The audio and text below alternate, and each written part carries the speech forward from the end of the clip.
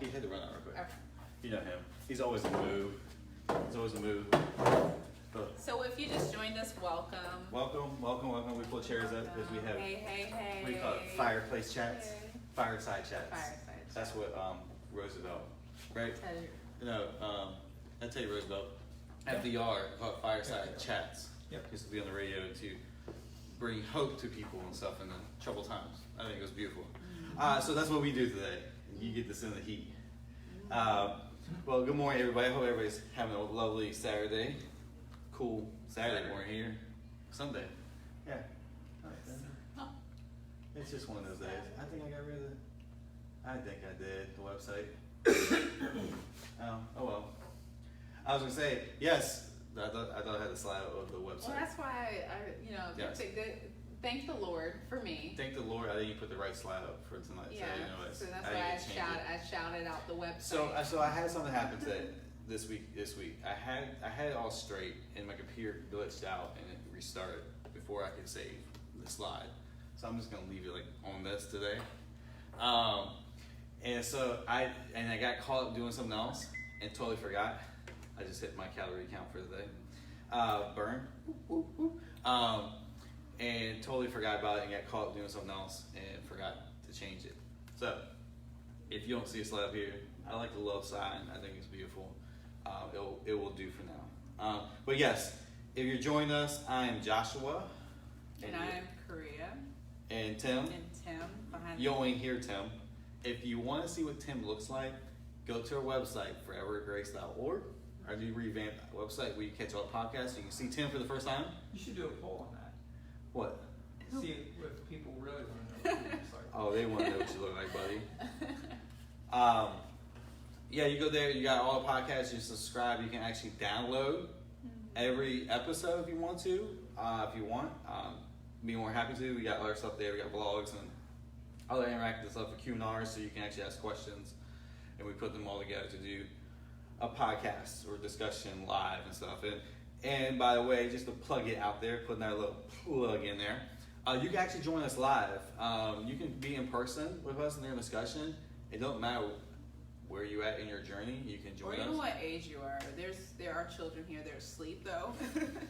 But we encourage you to bring your family, bring your children, even have them. They're welcome to participate in the discussion. Do they have something for the kids online?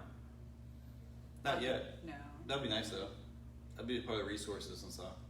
No, I will say, I think the Bible Project is good for children. It's an easy way. Animated. It's animated. It's an easy way for children to understand the Bible, and they go through all of it, and it's phenomenal what they do. So I would, if there's a resource I can think of right now, that would be it. Yeah, the Bible Project's the first one that comes up when you go to the resource tab. So again, you can join us live, join the discussion. We do let you know that what you say will be recorded for Luke, but you don't have to be in the camera, right? Like Tim doesn't like being in the camera, but he likes his voice to be heard. That's all I say is preface that your voice will be heard, not to just us here, but every live stream, to the podcast throughout the week, and so on. So just giving you a heads up on that. And no question is a dumb question. It's just honesty and where you're at. And so it doesn't matter. Yeah. If you hear echo here too, if you kind of look around, this whole place, this building's being remodeled, and this place is pretty gutted right now. We limit what you can see here. But if you were here live, you'd be like, oh my gosh, and I can hear the echo. Yeah, I also want to say this. I like to say this too. I think a lot of people it's different, but if you're mad at God, you're more than welcome to come and sit and just share why. What brought you to that? What you But we're not here trying to fix you here with that. Yeah, we're not trying to fix anybody. It's just discussion. Yeah. We can't fix ourselves. Yeah. So why would we try and fix you? Since nobody wanted to reply to my post yesterday, I actually just talked about that. I posted about that.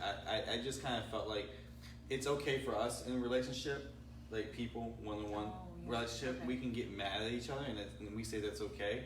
But if we'll be damned to hell if we get mad at him, right? That's on her. He doesn't like that. He is not intimidated by that one bit, and not turned off by it one bit. Actually, he's attracted to it. so we say that if you want to come and express your madness, go ahead. And we will not lie to sit here and say we would never been mad at God. We all have. That's just the reality. There's some things in my life currently I'm frustrated about. It's like other parts of my life I'm like, yes, awesome. Other parts it's like, ugh. And I think that'd be a great discussion I don't about why like we're mad at him. So it's like, God, you know, what are you doing? You know, Yeah. what have you done with this? Like, So I would say this: if you actually express to him why you're mad, you actually, it's funny. He doesn't get upset. Actually, he reveals himself and what he does and how that is for you, where you're at. Because you're communicating. Yeah, you're communicating. So, with that, all right. So we'll get to our topic at hand. We had a nice beautiful slide. Thank you, computer. We're talking about still going through our discussions of pain and hurt, and I have to preface this to you as well. We're not going to be here next week. We got it. We don't get here. We don't be with other people.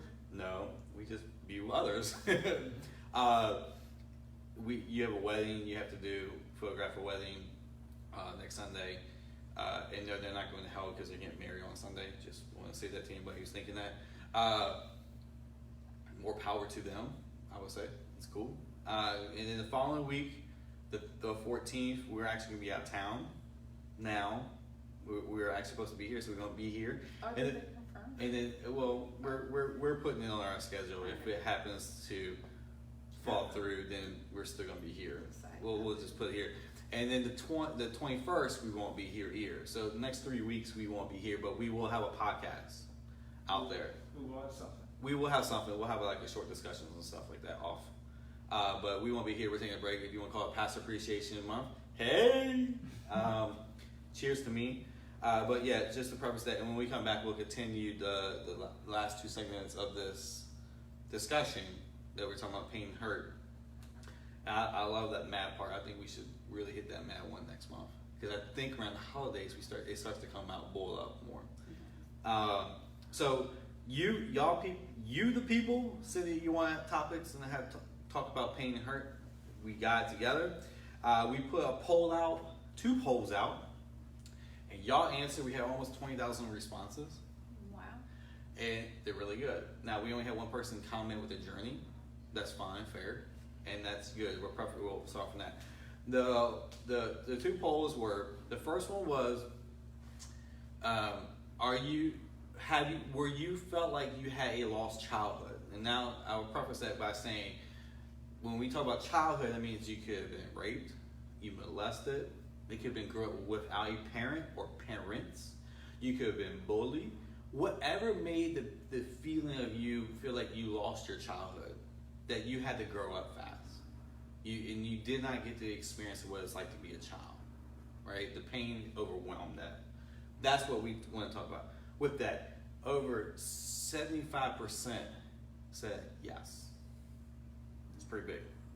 Now, then I prefaced the next day with those people was, is that childhood pain affecting you today?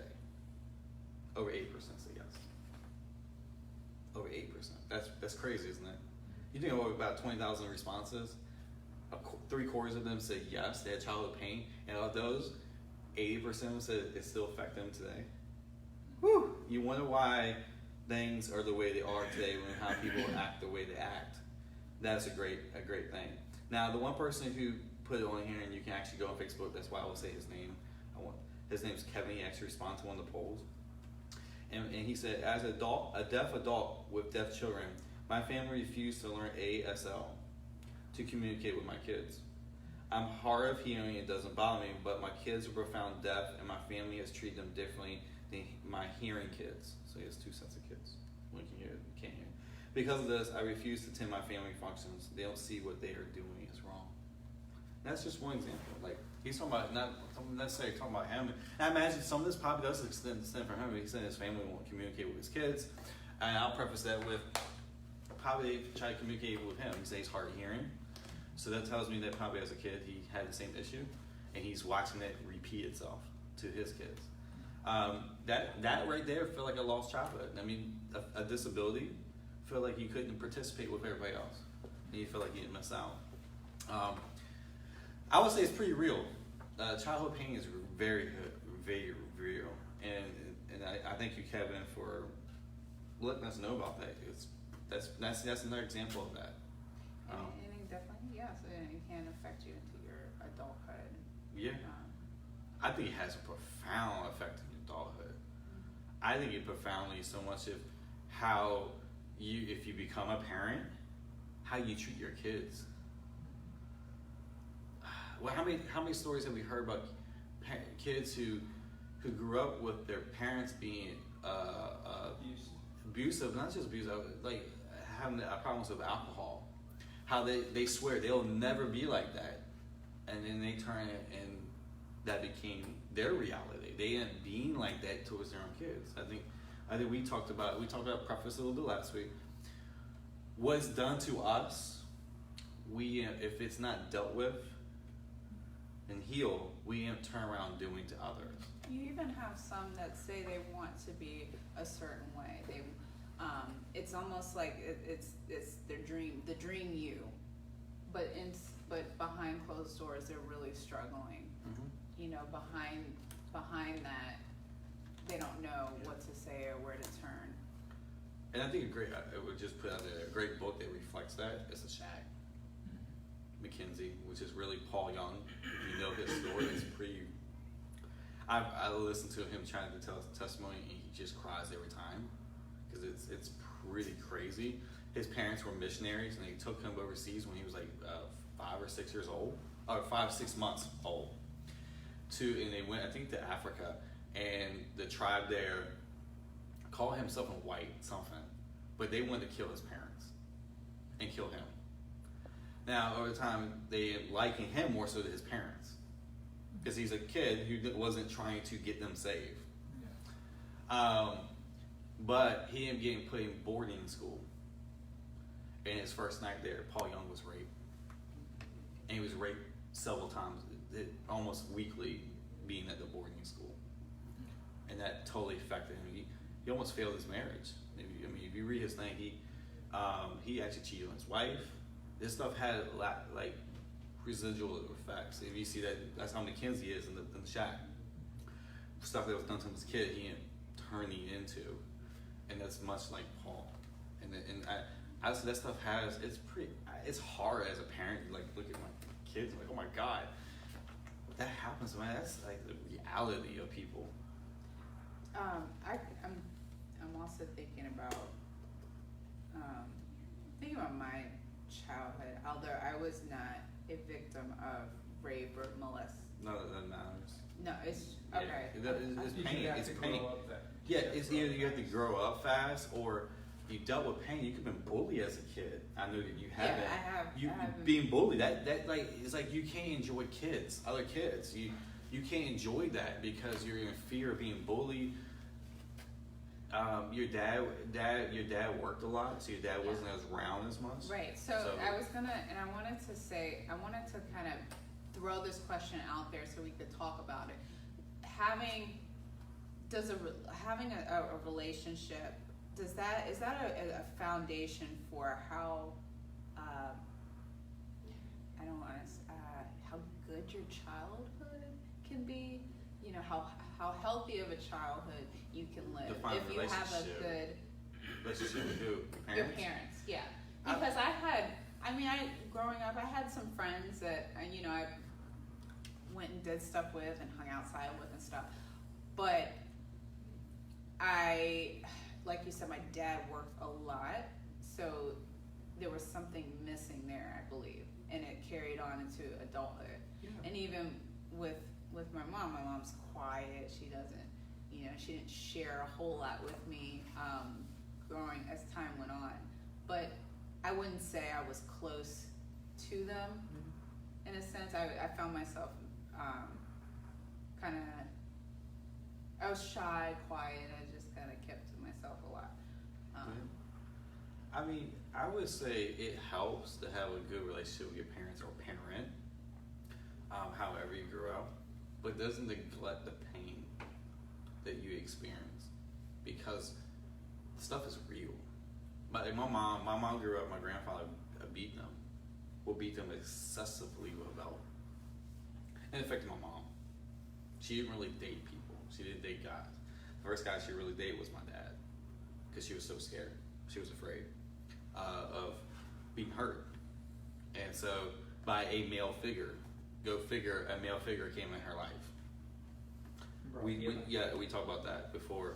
But that affected my mom, and it also affected her how she also treated us and everything. She was very, like, my mom, she went the totally opposite. She refused, except for my brother later. She spanked him when he was a teenager. That was funny. And I go, I'm never going to go put myself in that position, and I didn't. Happy birthday to my brother. His birthday was yesterday. You know, it doesn't matter, because I think the pain is real. And I think it helps. It can help, and that can be a driving force to help you deal with the pain and bring healing to it. What can help? Sorry. Having a good relationship with your parents. Okay. Now, some almost don't have that. Don't have it. Now, this stuff does help, though. Like Tim, you grew up with your dad. Mm-hmm. Well, not a physical dad. No, but you didn't have a dad, and that did have some effects on you. Mm-hmm. But yet in church, I had fathers. Yeah, so you didn't have any help who wasn't there. Like, I think that we all have some. Me personally, I had a great relationship with my parents. I had a brother who was there but wasn't there. So I have a sibling but not a sibling, if you want to say. He was kind of like, you said you were talking about your mom, how she was kind of cold, quiet. That's my brother, you know. I did a lot of stuff on my own, and that part of me I didn't like. And that, like I said, we were talking about loneliness a couple weeks ago. That didn't filter into my life because I was so shy.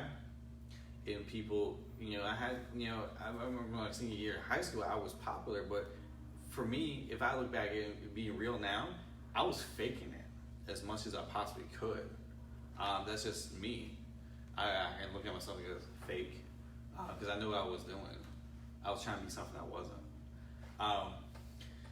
That had found an effect on me in my life. And you were like, child, yeah, that does feel like, because like you look at TV and you watch movies and you see kids just playing. And you're like, I want that. Yeah. There was times that we had fun, but there was a lot of times even to talk about stuff, dealing with the breakup of your first girlfriend or something like that. Like that, and my brother just dissed me for it. You're just a crybaby, Josh, and that just pulled me away. That hurts. When you're like 5, 6, so sometimes you don't fully understand what is going on, what's happening to you. Don't get me wrong, I'm not saying my childhood was terrible, but the emotional aspects of, I guess, I think there was a lack of emotional nurturing. Yeah. Because a lot of that, as I grew older, I learned to express and learn to, recognize some stuff that was going on emotionally. But when you're 5, 6, you don't really know. Yeah. Like I was also really scared of my dad because of he's a very disciplinary, person. Tried to stay by the book. He, just strict. And so that made me not really want to draw closer in a sense. Yeah. So, and with that, I do looking back on it now, it's like, dag, Yeah. it hurts. Yeah. It hurts more now than it did then. Yeah. So. Yeah, because you're looking at, because I think you said as a kid you don't understand, but then it was funny is that because you don't understand, you think that's normal. And you accept it. You accept it. There's kids and stuff like that who get molested and they think that's the way it's supposed to be, and it's horrible as much as it is. I mean, it could be. I think sometimes a tragedy. Like I've seen a video of this little girl, but like she didn't know her dad. Dad got mom pregnant. Dad left. No gone. Her mom became a crackhead. got really into cocaine and crack and stuff, and living on the streets and stuff so much that she didn't really have a childhood. And she's still like 12, 13 years old with this video where she got put in foster care. Well, if you've probably seen the video, it was her birthday, and they had the, I'm sorry to get tear up. Mama. Oh boy. Mama. Hey, I'll be right Let's back. get to Yeah. But they were giving her birthday, and they said, look, we got you one last present. That's what the video kind of starts. We got you one last present in the box. And he says, look, it's different. And she opens it up, and it's a letter, a certificate showing that she has been adopted by them.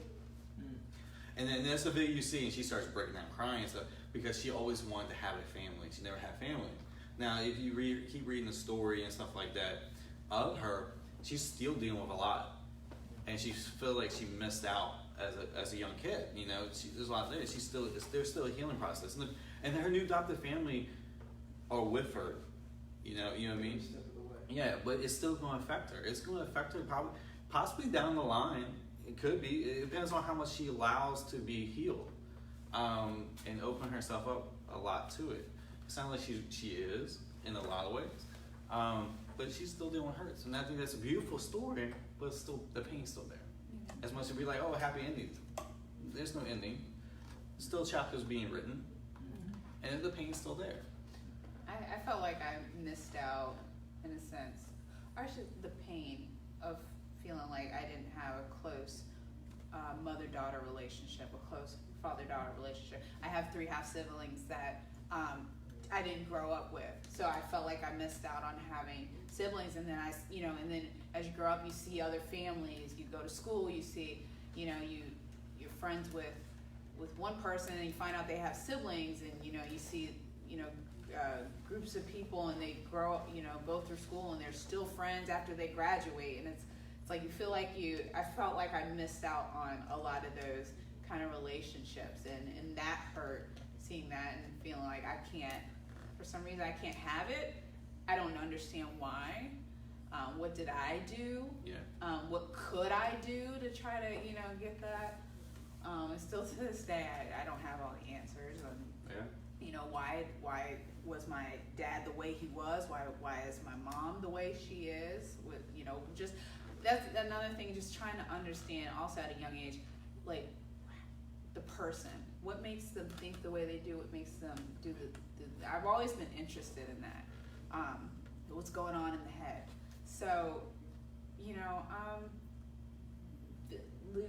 like I don't know. Yeah. And pain. I don't know. Pain with that. And see, I got 2 story things. Yeah, y'all, you read the book? Did you read the book It, or seen the miniseries on TV? Remember It, the clown, killer clown? Supposedly is. They had a movie come out last year. Yeah. You know that? Those kids in this story in Stephen King's book, if your book and stuff, it's really good. And people are like, it's not Christian, but listen to what happens. There's a dramatic thing that happens to him as a kid that affects him as an adult, because there's 2 parts of the story. The story is really long. You have the childhood part of them fighting the clown, right? And they thought they demolished it. But the second part is them as adults now dealing with the crap that they had dealt with. Find out the clown never left. I think if you look at the story itself, it's like our pain. It's like, oh, I dealt with it. But what you really realize as an adult, it's still there. And that's where Stephen King was basing it off. Now he uses this horror show to show it, but it is a horror show. That's, if you want to talk about horror, that's horror. Thinking that you took care of the pain yourself, don't realize later it's still there. And if you read the story, a lot of kids were in the psychology. They had analysts, they had counseling and stuff they're dealing with. This beautiful thing. But I also want to say this. Anybody seen the movie Richie Rich? No. With Colin McCallum? Comic book. Richie Rich? They made a movie a long time, I think in the 90s. When Macaulay was Coughlin, when he was popular. Well, it was about a rich kid, rich family. Well, the movie was based off. I think the biggest thing is like, oh, if you have low income, you stuff like this. That's the pain he'll chart up. I'm gonna say BS to that. But I think the movie pulled off a great thing because it showed that this young boy, even though he had all the money, he could do whatever he wanted to do, there was part of his childhood that was missing. One, closeness of his parents, right? He didn't have that. You notice that in the movie that his closeness was with the scientists, right? The second one was he did not have friends. He didn't have friends. And nobody wanted to be his friend because he was a richy dude and he thought it's not really, no. That was a painting and it affected him into the movie. Now, it's so fun, supposed to be comedy, but if you look at the reality of it, I thought they brought up a sense that just because you have money doesn't mean that you escape childhood pain. Yeah. Just because you, and I also want to throw this in there too, just because you have a roof over your head, your bills are, your bills are getting paid, you're getting, your parents are providing you clothes, does not, food on the table, this is something I would hear, does not mean you cannot feel, have pain. You can't, it's, Feel the pride. yeah, feel like you have a loss. You feel like you can't grieve. Yeah. Because that's the thing. If you got those taken care of, you're good. You're okay. Yeah. You were bullied. And I mean there's a lot of the switch is hyping now through social media, but that takes away from you. That's childhood pain that can affect you going forward in life. I mean, you were bullied as a teenager in middle school, right? Middle school, was it elementary to even a little bit of high school. Yeah. Bullied and stuff. Yeah. I punched my bully in the face. So it didn't mess with me anymore. But I punched mine in the stomach. yeah. I shoved. Shoving match, but and then I turned around and tried to because I didn't know really how to respond. I don't know. The only way I responded to it was trying to stand up for myself. Like I would say certain things back, So in turn, I kind of became a bully, and I kind of teased too. But yeah, it's just kind of like a little vicious cycle. Yeah. When you're dealing with hurts and pains and you don't understand, you don't, and also on top of it, you don't. There's this realization that that has to take place where you realize that God loves you, God is for you. We'll get to that part. Yeah, and that because I think things would have turned out differently, and I would have responded differently had I known that. Yeah. And also one of the things that you realize when you're being bullied or whatever, you realize that this is not right. Mm-hmm. Yeah. This is not God. Yeah. And I'll say this: I keep going to movies and stuff. But anybody know Magneto from X-Men? You know who I'm talking about? When we Metal? Do you know his backstory? Yeah. Do you know his backstory? Mm-hmm. The comic book backstory? Please share. Okay. So as a kid, he's a Jew. He's Jew. Jewish, yeah. He was in concentration camps. Okay. Now, preface that what he learned in that, right? The horribleness as a little boy. And I know we villainize him in the X-Men comic books or even the movies and stuff, but look where he came from. Now you understand why he's acting like he does. He goes against humans. He's like, they're going to come at us, and let's go ahead and attack them first and not let us put us in camps. Yep. So he attacks. He felt like he didn't have a childhood. And this is funny, be like, it's a comic book, but somebody wrote it. We can't write from nothing. Yep. It came from someone. And other people connect with it. Correct. Yep. And it's huge. That if you look at comic books, they were. You look at this the times they came out. Look what the stuff was going on during the time. X-Men dealt with a lot of the X-Men dealt with a lot. It was basically a play off of the race. A lot of societal issues. It was society issues because and then the mutants were bad people. Well, black people, Hispanics, well, that's bad. It was during the civil rights movements and stuff. That's when they wrote it. A lot of comic books reflect what was going on at the time. It was a playful way to tell a story, but what beauty was, it caught your eye, and you would read it, and then you realize it was like hey, this stuff is real. You know, what they're feeling is what they're feeling. So, this isn't just what you see on paper. So just to kind of put that there. Look at Spider-Man. He grew up so fast, didn't he? No parents. They lost his uncle. He ended up losing a bunch of people. He lost a lot of people actually in comic books. I mean, you look at this stuff. These are actually come from human beings who have suffered something, and they're just expressing it through this artistic way. I have seen, there's some people I know and have seen where they went through a very trying time, and they felt as if that they needed to get that time back. So they acted out in a certain way. For those who feel like they have time to get time back, what can we say? Well, I would say this: you can't get time back on your own. One of the biggest things I would say, it's hard to when you stop and look at it. You can't rewind time. You can't. Now, I would preference this. Now, I think this is a good transition moment. Little boy is making noises over here. Transition to the hope healing part of it. It reminds me this moment right here where Jesus was approached by the boy, and of course the disciples wouldn't let him come through. And he says, you have to be like this child. Now, I find that to be interesting because when we stop and really realize it, he has given us opportunity to be children again. Opportunity to be children again. To have that again. Now, the biggest thing is that we don't know what that means. A lot of us don't know what that means. Because we never experienced it. We never experienced it. Or even feeling like a son or daughter because we might not have grown up with parents. Or we had parents, but we weren't treated as such. So we don't know what it means. And I think the biggest thing is to understand that portion of it. We do have an opportunity to be children again.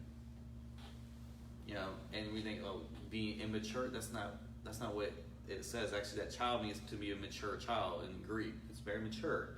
But to be a child, was he really saying? To be loved. A child in the purest form with a relationship with a parent isn't to perform to the parent to get something, to earn something. What the child is there just to be loved on. Just be, and to be provided by the parent, and the parent to take care of them, and to enjoy that relationship together. And Enjoy life, correct. So if you look at the purest form, what it's supposed to look like, when Jesus says, "Be like this child," or when he says, "You're a son and daughter," he's calling you and saying that this is not. You might want, please do. That's the position he's asking us to now we can take now. We have an opportunity to have a do-over for our childhood. And even for me, like, you're like, well, is it only for bad people who have bad childhood? No, it's for anybody. Because I'll be real, like, I look at my childhood, and like, that to me, I like this part. It's like, when you, like, as a child, you're like, I want to grow up. But as you get older, I want to be a child. I want no responsibility. Like that type. Like the movie Big. Yeah, Big. Big is a perfect example. Like we keep doing pop culture movie reflection. Mm-hmm. But I think that's true though. I think that's absolutely true. Like for me, I get to experience what it's like to be a child again. Not every day, and it's great. But also, I think it's hope for us who may not have a pleasant childhood, to feel what it feels like to have that. And I know the biggest thing, so to have what society deems as normal. Yeah. Like the world says you must, in order, if you don't have this, then you're talk louder. You're not successful, you're not, you're in lack, you're not good enough. Can you just repeat? I don't remember all these. Like, I don't remember what you said. No, I was trying to understand. I think it's great to have that. I think a great opportunity. I think a lot of us don't know where to begin. I think the beginning part is to just express it. Realize that you didn't have a great childhood and there's pain and stuff that's happened there. Because I think one of the biggest things as a child, especially when you grow as an adult, you see everybody else, like I think you alluded to it, everybody else has this great relationship and has this great stuff that, like, I didn't have that, and you become jealous and become bitter, very bitter. Especially when you're walking by and you're seeing the big family and they're all laughing and smiling, and you look at that and go, Yeah. or Parents' Day at school. Oh yeah, that's huge. I've been there. I watch other kids not have a parent, or they did a parent, the parent never showed up. Oh. But yeah, and that's you had that happen to you. You did a talent show. Oh, Yeah, my your dad. first ever talent show, and I really wanted. Your dad beat it. Yeah. He wasn't there. Yeah, he had to work. Yeah. That was the story. A lot. He had to work. I have to work. Yeah. So that happens. Now, I think the beautiful thing is to be able to have this moment. I think to start to realize to experience that childhood, rebirth of a childhood. That's why Jesus was saying reborn again. Doesn't mean you physically get reborn again, but it's to now experience a do-over. That's what it means. That we think it means to be reborn again. That if you look at the Greek word, it actually means a redo. To actually have opportunity now to be human again. Like it's like that opportunity. And that comes to things to realize that you do have the pain. That you didn't have a great childhood. There's stuff that happened to you. That is the beginning. The second part is to just realize and start to express it. Now, does that mean that, like we've been talking about, does that mean I have to go to my prayer closet and that's the only place I can express it? If that's what you think, go play religion all you want to. What I find to be is that if we as a community come together, if it's just one other person, and I'm able to then express it, God's there, He's listening. I'm actually expressing to Him if I'm expressing it to one of His children. In AA, they give you a sponsor, and with that sponsor, you tell them Everything. Yeah. And they're creating community. And yet the church will sit there and down AA, yet the core of it is about community. And we somehow think that God's not there. That I have to go, God, but He's there if I express to you. I think that's the biggest part is getting to this part, is realizing I do have pain. And being able to express it. And that begins to be able to realize that you're loved. Like, I will say this. I think we talked about this a couple weeks ago. One of the biggest things when I was lonely was that there was no one there to be expressed to, and no one was allowing me. And I felt lonely. You know, there's people around me. I still felt alone because there was no one there to express to. When you realize there's somebody that is there to express to, and you're able to express, do you know why you're expressing? Do you know why you start to express? Because you realize that person loves you. or at least they're open to you. Yes. Yes. You're accepted. You're accepted. And if you didn't know, acceptance means love. It's love. It's an action of love. You're being loved on. And in that you start to be like a child. You're actually being a child before Him and walking in because you're expressing. And you're being loved.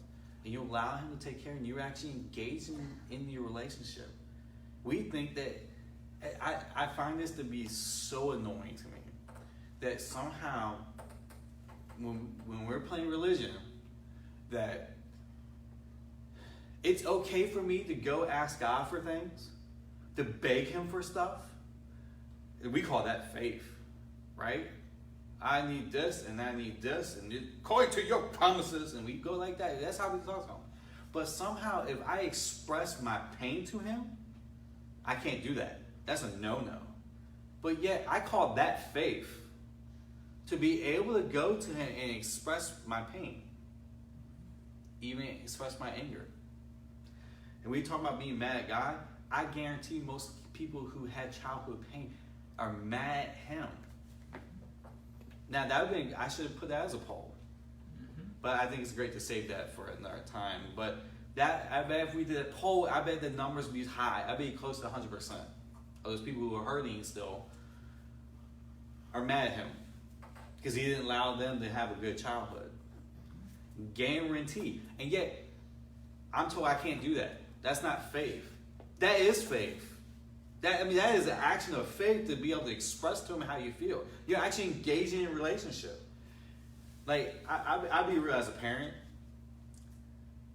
I love my kids, and they're going to get everything they need, and everything's going to help them in life. They don't have to come ask me. It's already done.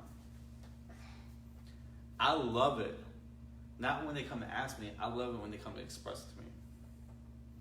Even, and so I love Daniel Tiger's. Daniel Tiger even did this. Even if they're mad at me. Because even Daniel Tiger even said that. Her dad, he was mad at his dad. He said, it's okay to be mad at us. It's what we do with it. It's what matters. And I think it was beautiful. And Gracie got that. And Gracie told me she was mad at me yesterday because I wouldn't let her have something. I was more excited about that than her coming asking me for something. Because now we're engaging and she's really opening herself up to me. And to me, that's faith. So I'll be real, like, I hate religion. Because somehow we can only ask for stuff, but we can't express. But also some people think that God withholds Yeah. to make us a better person. Who does that? What's your comment on that? Bunch of Withheld. BS. And you can send me to hell for saying bullshit. I believe there is a difference between having losses as a child and having a lost childhood. Because you can look at parents for whether you have one parent in the household or whatever. There's a legal guardian, whatever. They're not perfect and they're not going to get things 100% right, but it still can hurt. But I would say their actions and what they say. And I agree with you, but this doesn't equate to a lost childhood. No, right. no, frankly not. Yeah. But listen to this. If I see two people wearing blue shirts today, my mind already equates what? Everybody's wearing blue today. I must have missed the memo, right? One person seen not having something, and like you said, as an adult, and then they see that maybe another person having two parents, both parents, I'm going to now feel like I was robbed as a child. That equates to, in your mind, a lost childhood. So I wouldn't negate any of that. I wouldn't say that's not a lost child. To them, it is. So do you think it's because you know how we talk about pain? We said, like what we were talking about, I think last week. Now a stab in the leg to one person is like, that's a butterfly hitting me. To another person, it's like, it's agony. Take me to the hospital. Give me shots. Yeah, like when some women giving birth, someone like, don't even give me a drug, yo. Watch this, right? Some people like epidural since they show up. Like my wife, that's my wife. Right here. Yeah, it's different to some. Again, if it feels like to you a lost childhood, then it's a lost childhood because you feel like you missed out in the pain. That even just being bullied. If you were just bullying part of your school time, it could be a fraction. and you feel like you missed out on that. That's a lost childhood. So if you believe you've had a lost childhood and you've suffered and you have somebody say I've suffered losses, but there's some pretty good times during my childhood. They're kind of the same in a sense where you suffered loss and loss is loss. Pain is pain, it's real. So it's not that, well, if you've just had some losses as a child, it's a lot less than if you lost a childhood. I would just say that I would say this: if you had some pains when your childhood and you feel like you lost your childhood, then you lost your childhood. Yeah. The intensity of the pain may be different, but it's not that it's. But if it makes you feel like you did lose childhood and you lost a childhood, no matter how it was, if it was a breakup, my God, your first breakup was like the worst. Pain is pain. Pain is pain, and if it makes you feel like down the road you lost something, you lost part of your childhood, then you lost it. To you, that's what it is, and none of us should argue that, because I think then we start to deny what they really feel, and so say, I'm so sorry to hear that. That's You know, like, and that's like saying, that would be like me, who never had that physical expression, connection, relationship with my father at all, saying that your pain is less because you had one there, but yet he was absentee. No. Your pain could be deeper. Right. Because there's the saying of, you never miss what you never had.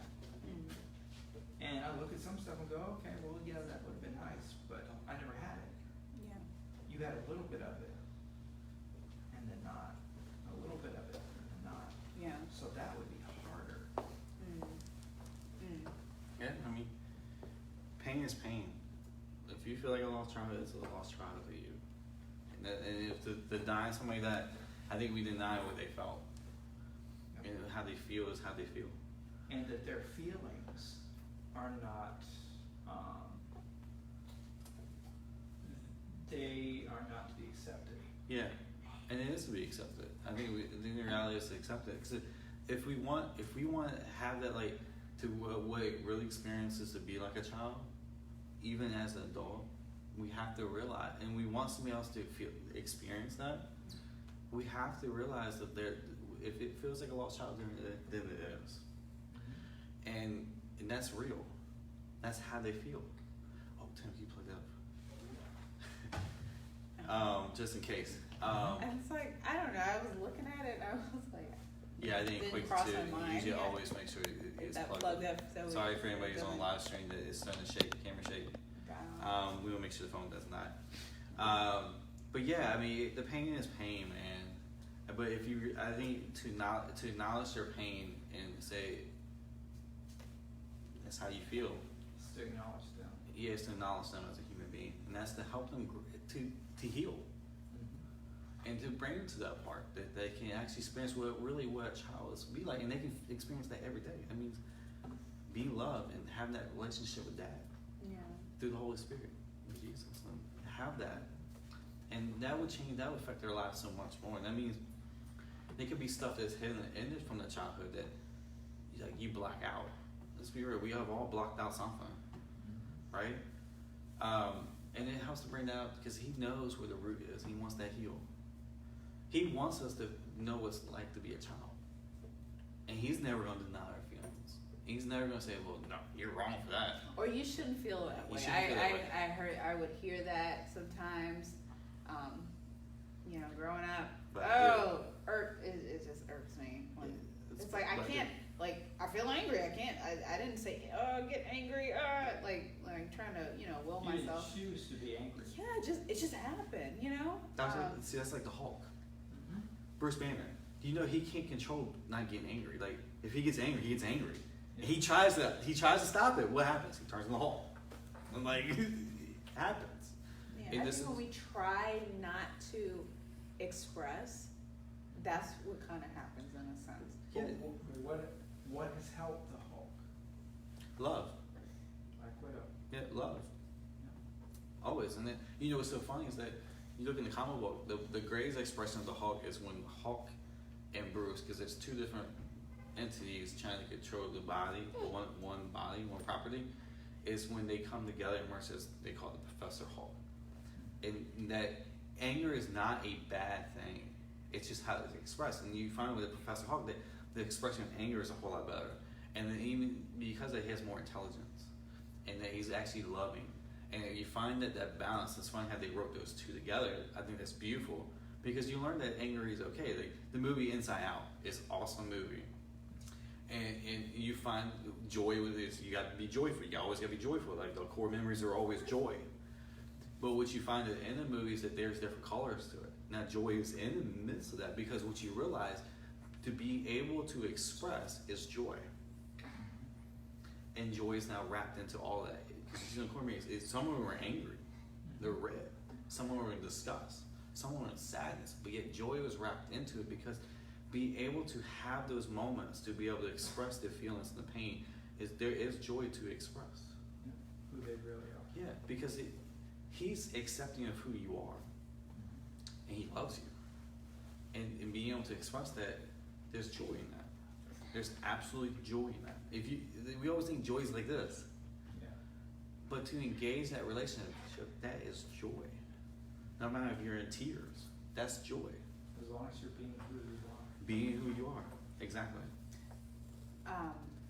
So having a lost childhood doesn't mean you have to embark on a mission alone to try to redeem what you lost, but rather accept what has happened, and you learn and growing and learning from it and going forward and allowing yourself to be loved by him. Yeah. And by God. And I would say the reason that the highest part of suicides is because of a feeling of a lost child. Because I will tell you this, there is no greater expression of hopelessness than being hurt as a child. Feeling like this is it. This is it. And I want to say this, it's not it. The love This, brings Tim, you say it's bad, and Korea can now be my witness. I say so much. There's still more chapters to the book. Is this the last chapter? I think you said that. Is this the last chapter? No? Okay. That's not the end. And I can tell you, it does feel like this is it. Yeah. That's where our brains equate to from pain. This is it. And the thing is, no, it's not. And there's an expression to have a childhood again. That means childhood every day. The purest of what it's really supposed to be. You know? And I think you said right, no matter what parents we have, they're flawed. They're gonna make mistakes. So it's still gonna be pain there. But he wants to bring you to the purest of it. And that is to be able to be loved. And does that mean I'm just by myself? No, that means community. And it's expressed more in community than it is by trying to be by yourself. Everybody wants to be a Paul, but nobody wants to be a Timothy and be in community. Like, Or a Silas. yeah, even let's talk about Paul. We act as Paul just went like this. Paul wouldn't stay years in one spot before he moved on to the next spot. He was only moving on to the next spot because of who? The Holy Spirit. If he had his choice, he would stay. And he moved on there, but he built a community. And it's not like the connections ended. They only began. Love is what brings the healing. Yep. For the losses. So I think there's a couple things we'll finish out. I know you have to work on make sure plenty time food. Also, Judah, do you have anything to say? Go ahead. what challenge would you give to pastors who find themselves with those kind of people in their congregations? What's it? I would say this with the challenges.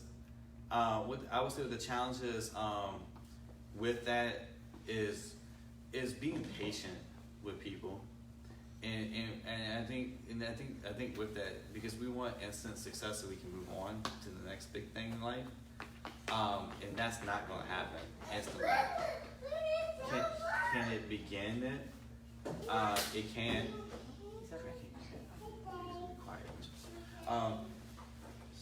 But I would say that the challenge is to be a human being. And let others be human beings. And let them be human beings.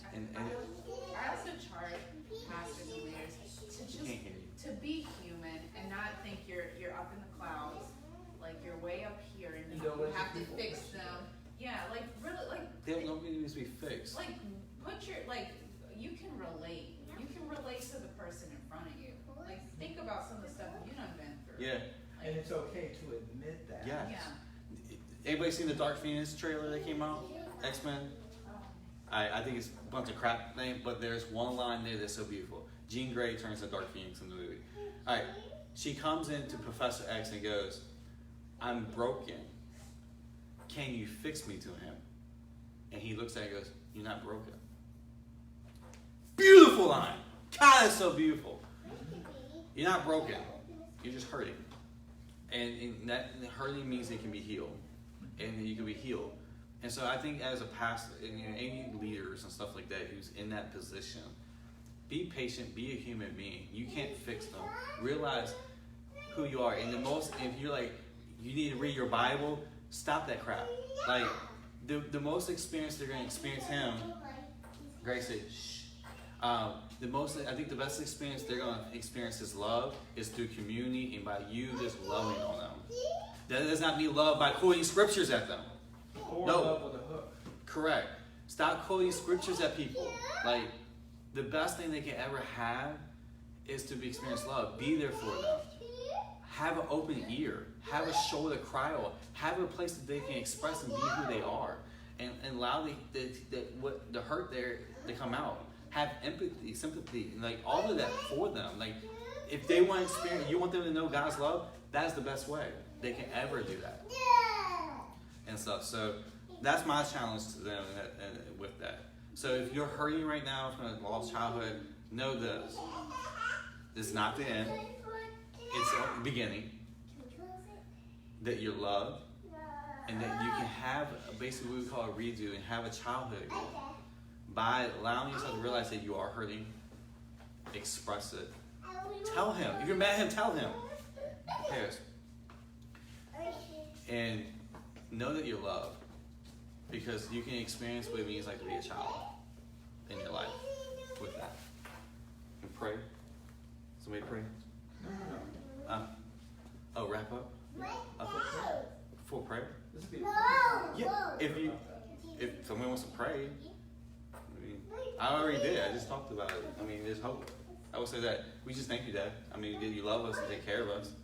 You're with them no matter what. So I mean, if you have childhood pain, please, you can let us know. You can message us and stuff like that, and you can talk about it. And, I mean, we're here too. Hopefully, there's other people around you too as well who allow you to that, because that's where you're gonna find His love really being expressed out. So with that, hopefully, we'll see y'all in 4 weeks. Yeah, 4 weeks. End of July. It will be the 28th. We'll be back on here live. October? Yeah, October. We'll have podcasts going out through the week, next couple weeks anyway. So subscribe, enjoy. Yes. And how can people connect? Forevergrace.org. Spotify. Yeah, they go Apple Podcasts, Google Podcasts, Spotify, Radio. There's one thing. There's so many of them. Just go to your podcast thing and just type in Forever Grace. And if it's not there, you can request it and they'll bring us in. And the next time we come back, we'll be talking about divorce. Yeah, divorce. And they'll talk about the journey, and then we're done with this particular topic, and then we move on to mad. It's a mad world. All right. We love you. If I can get past my old screen. Do something. Have an amazing week. We love you. See ya.